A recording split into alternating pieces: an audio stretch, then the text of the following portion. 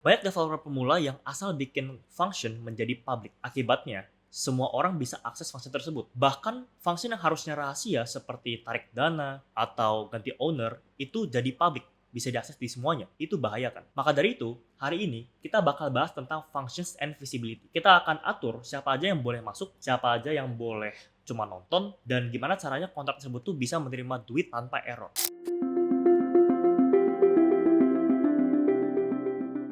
Pertama, kita bahas tentang visibility atau hak akses. Di Solidity ada 4 macam privasi. Pertama, ada public. Ini kayak pintu mall. Semua orang, baik dari dalam kontrak maupun dari luar, itu bisa akses. Yang kedua, ada private. Ini kayak kamar kalian sendiri. Jadi ini cuma bisa diakses dari kontrak itu sendiri. Bahkan kontrak turunan atau kontrak inheritnya itu nggak bisa akses. Yang ketiga, ada internal. Ini kayak ruang keluarga. Kontrak ini bisa diakses dari kontrak itu sendiri maupun dari kontrak yang inherit. Jadi itu juga bisa akses. Dan yang keempat, ada eksternal. Nah ini kayak kontrak yang khusus tamu doang. Jadi ini cuma bisa diakses dari luar. Nggak bisa dari kontrak kalian sendiri. Dan kadang ini bisa lebih hemat guys. Karena kalau data itu cukup besar, dia akan lebih hemat dibandingkan public. Jadi intinya, kalau kalian itu bikin function yang cuma bisa dipanggil dari luar, langsung ubah aja fungsinya jadi eksternal. Karena dia bakal lebih hemat gas. Lanjut ke jenis fungsi berdasarkan interaksinya dengan data. Karena nggak semua fungsi itu bayar gas. Kalau kalian cuma mau baca data saldo atau data user, kalian pakai aja langsung keyword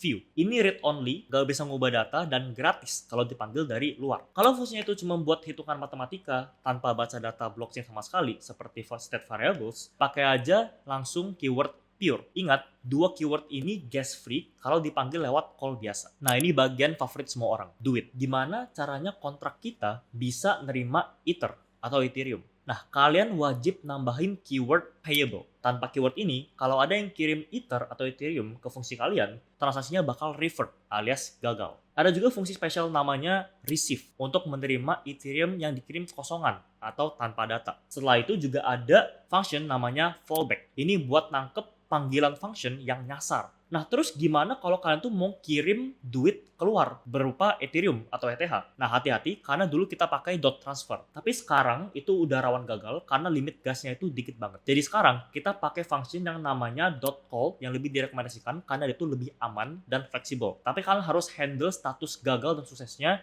secara manual ya. Satu lagi yang bikin bingung pemula adalah storage versus memory. Simpelnya, storage itu seperti hard disk permanen, mahal. Memory itu seperti RAM, sementara dan bisa diubah. Sedangkan call data itu RAM versi hemat, cuma read only. Cocok buat sekedar parameter fungsi input. Jadi tidak bisa mengubah apapun. Terakhir, biar codingan kalian tuh nggak duplikat, kalian bisa pakai yang namanya modifier. Contohnya modifier only owner. Kalian bisa bikin pengecekan sekali, terus tempel di fungsi manapun yang butuh akses admin. Efisien kan? Jangan lupa, setiap kontrak punya yang namanya constructor. Nah, ini adalah fungsi yang cuma jalan sekali seumur hidup waktu kontrak itu di deploy. Cocok buat set siapa owner pertama kontrak tersebut. Dan untuk front end atau web kalian tuh bisa ngobrol dengan kontrak kalian tuh perlu yang namanya ABI atau Application Binary Interface. Ini kamus terjemahannya biar JavaScript ngerti Solidity. Dan itu dia rangkuman soal functions and visibility. Dan sekarang kalian udah siap bikin logic kontrak yang aman.